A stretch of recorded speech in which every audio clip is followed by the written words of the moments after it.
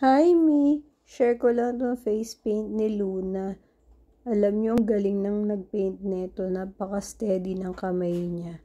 Ayan, o kahit ilang oras na nga yan sa pisngi ni Luna. At makikita mo na magaling talaga yung artist. Tapos itong si Cupcake, gusto talaga nito sumisiksik sa atin niya. Ay, nako.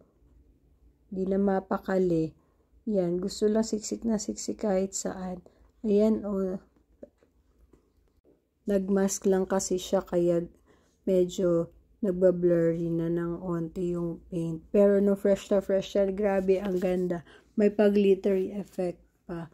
Nakuha niya nga pala yun nung umattend siya ng trick or treat party.